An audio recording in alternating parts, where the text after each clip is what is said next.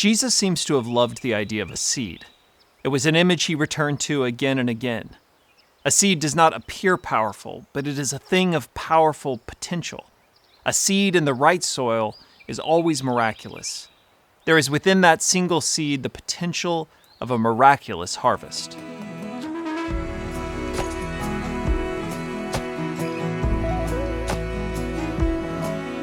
The world thinks of power as action. Power gives the means of control. Powerful people are able to take charge, able to change things. But Jesus blessed the meek, the hungry, and the poor. He blessed people who, by the world's standard, have no power at all. There is a power this world overlooks. Jesus offered a new kind of power. There is power in standing firm by faith. Christians have long stood their ground, not to gain the world's power, but as witness to a better world to come. So we stand strong, stand committed, and we bear witness to the world around us. One of Jesus' most remembered parables was the farmer and his seeds. Jesus described a man scattering seeds on the ground. The man cast his seeds wide as he drew his hand in and out of the pouch, flinging seeds in wide passing strokes across the ground. Not every seed would grow or produce a harvest. Every planter knows that. Jesus described how a seed, given its remarkable potential, could still be lost. Some seeds fell on the hard surface of the path.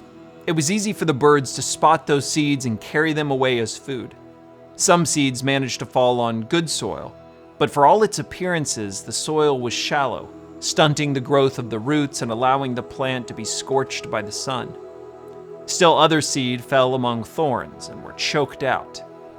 But some seed landed on good soil and had room to grow, time to send down roots. Those seeds matured and produced a harvest many times more than any single seed which sprouted. Jesus didn't usually explain his parables to the public. Instead, he sometimes said, "Anyone with ears to hear should listen and understand." But Jesus took the time to explain this one to his disciples. The seed was like the message of the gospel. Faith pressed that seed down into the soil of people's lives.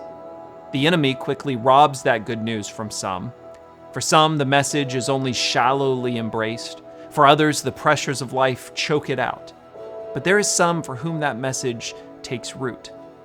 If you are looking for an image of true strength and courage, I think this is it. A life of resolve, of strength, of determination takes roots. It takes growing deep.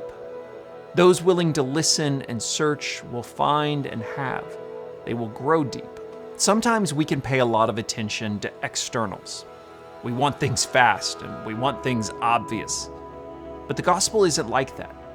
It comes quickly and it comes in life-altering ways, but then we spend a lifetime working it into the depths of our life.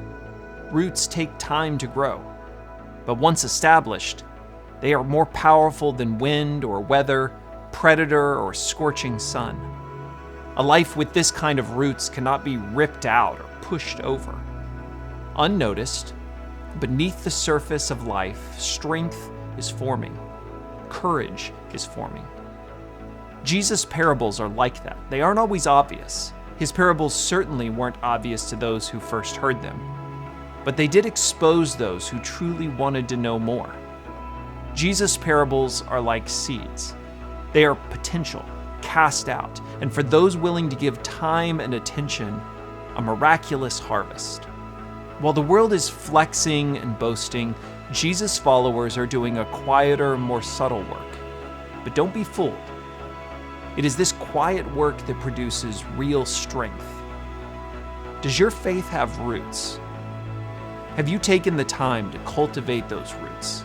Do you recognize the strength and courage that comes from time in His Word and careful attention to what He says? With so much distracting and robbing you of what matters, how can you grow deeper?